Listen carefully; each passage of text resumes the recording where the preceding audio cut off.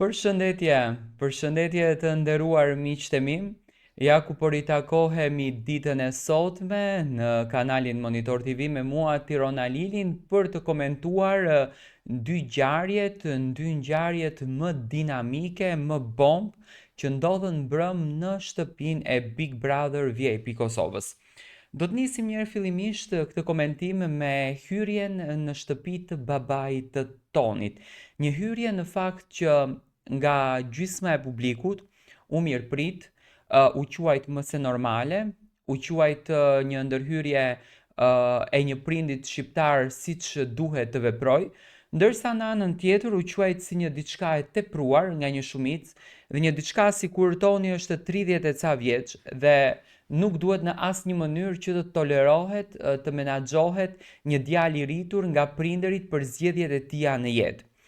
Babai i Tonit, siç duket, e kishte parë në mënyrë të detajuar afrimitetin që bija bënte drejt Tonit. Atë hapjen e madhe të karakterit të bijes që unë e kam komentuar në fakt ditë më parë dhe javë më parë që nuk është përzgjedhja e duhur për të qenë pjesë e një formati të tillë siç është Big Brotheri, Bia Khalifa, sepse është një vajzë e cila ka një background të shumë të rënduar dhe në mentalitetin shqiptar, si mundet të pranohet një background i tillë. Do të thënë Bia Khalifa jo e pranueshme në shtëpinë e Tonit. E prisja në fakt këtë reagimin nga familjarët. Për mendimin tim nuk e gjykoj babain të Tonit. Babai i Tonit hyri me do me thënë me kulturën, traditën tipike shqiptare dhe tha që në shtëpinë ton nuk është e tolerueshme Bia Khalifa, por ai i la një mundësi tjetër të hapur. Ai tha nëse dëshiron të krijosh një lidhje dashurie, mosha nuk ka të bën, mosha nuk shihet, e ke dhe Elionën, do me thënë familjes së Tonit, ashtu si të gjithë shqiptarve, ju pëlqen më së shumti Eliona, ju pëlqen më së shumti natyra që ka ajo vajzë, dashuria që di të dhuroj ajo vajzë, pozitiviteti që ka ajo vajzë, dhe ato nuk duan ta shohin të birin e tyre me Bia Khalifën, do të thënë shikojnë diçka shumë të ulët edhe shumë të turpshme që është më se normale, sepse Bia nuk dua ta paragjykoj, por ka zgjedhur këtë rrugë ta bën, ndërsa për një familje shqiptare, për një familje tradicionale, për një prind i cili dëshiron që fëmia i tij të ndërton një rrugtim të bukur dashurie, me patjetër që nuk do të toleronte në asnjë mënyrë që ta shikonte me Bien. Tani,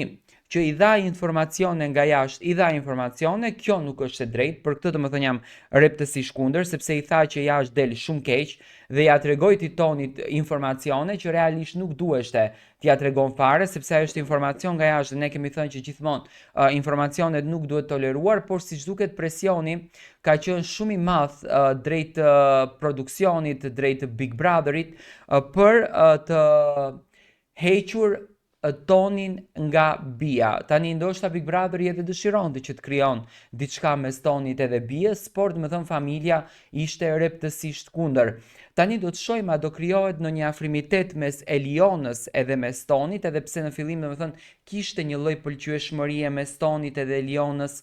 prindërit ishin dakord, dëshironin që Toni të ketë një diçka, të krijojë një diçka me Elionën, me aq sa unë e kuptova, por edhe Toni në fillim kishte një shikim tek Eliona, por siç duket Bia me ato stilet e veta, me atë natyrën e vet, ja mori zemrën në Tonit. Unë nuk e paragjykoj, do me thënë ka bërë një lëvizje si çdo prind që bën lëvizje, tani Toni gjykohet që është në vite dhe duhet vendosën për jetën e tij, por ndoshta ai edhe nuk e njeh të kaluarën, që edhe unë jam rreptësisht kundër që do me thënë tani të flasim realitetin, nuk ka familje shqiptare që e pranon bien për nuse, sa do e mirë që t'jetë si vajzë, sa do e edukuar që t'jetë si vajzë, do me thënë në fund të ditës, puna që ajo bën normalisht ndikon ashpër tek familjet shqiptare, do me thënë akoma nuk kanë arritur atë kulturën që do të thënë t'i pranojnë gjërat hapur dhe t'i mbështesin këto lidhjet e dashurive apo këto lidhjet e reja që në fakt krijohen brenda këtij Big Brotherit. Por Toni siç duket e mori menjëherë mesazhin e teatrit, edhe pse Bia foli në mënyrë shumë në mënyrë shumë diplomate, do me thënë ka folë me shumë kulturë, ajo foli në mënyrën siç duhej folur një vajzë, ajo nuk e ofendoi tonin fare, nuk e ofendoi babain, po thjesht do me thënë përzjodhi që ti tregon toni që ti je i rritur dhe ti vendos vetë për të ardhmen tënde. Nga Bia Khalifa do kalojmë tek Edi dhe Dolce.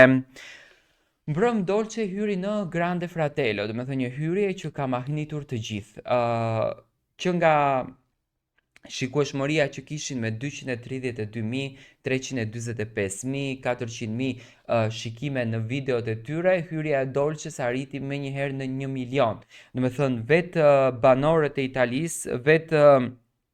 italianët u befasuan me këtë vajzë të bukur, me këtë vajzë dinjitoze, e cila u bë pjesë e shtëpisë më të madhe Grande Fratello. Do me thënë një shtëpi që ka një reality show, në fakt që ka një shikueshmëri goxha të lartë. Tani, viktima e këtij mesi, Eduard Kuçi, vazhdon akoma, do me thënë, të ndjek ato emocionet dhe ndjesit që i ka krijuar me Dolcen. Dolce nuk tregoi që është në një lidhje dashurie në Grande Fratello, ndoshta është një mision i vazhdueshëm sepse Dolce nuk do të jetë banore atje dhe banorët nuk e dinë në Grande Fratello që Dolce nuk do të jetë banore, domethënë do të jetë vetëm 7 ditë brenda atij formati. Dolce nuk tregoi gjë për veten, vetëm se tregoi që vjen nga një format i ngjajshëm në Kosovë i cili quhet Big Brother VIP Kosova dhe nuk ka të bëj me një format do me thënë nuk ka të bëj me një diçka tjetër. Banorët në Grande Fratello e dinë se Dolce do t'jetë banore, do t'jetë lojtare, do të shohim se si do ta trajtojnë në ditët në vazhdim, sepse mbrëm në fakt e pritën të gjithë të shokuar bukuria e Dolces, energjia e Dolces, pozitiviteti që transmetoi. Por në këtë mes mua më vjen shumë keq për Edin, sepse Edi është duke u përdorur. Tani unë e di që Big Brother është një fenomen i vështirë, sepse në fund të ditës janë 200.000 euro që do të shpërblehet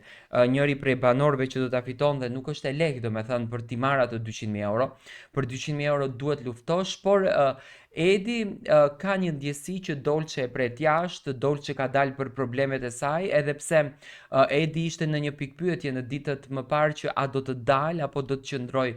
brenda këtu në shtëpi, por gjithsesi domethënë është Dolce ajo e cila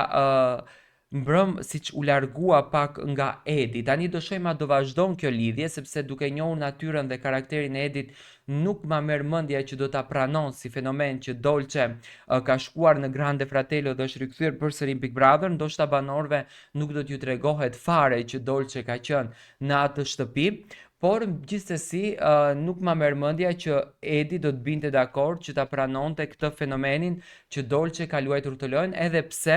nga faqja e Edit, nga Instagrami i Edit, mbështetja ka qenë mbrëm shumë e madhe për Dolcen. Unë mendoj që Edi ka nevojë për një surprizë, është shumë i lënduar dhe këto situata e kanë nxjerr nga konteksti i lojës. Mendoj që surpriza do ta ndihmonte pafund Edin.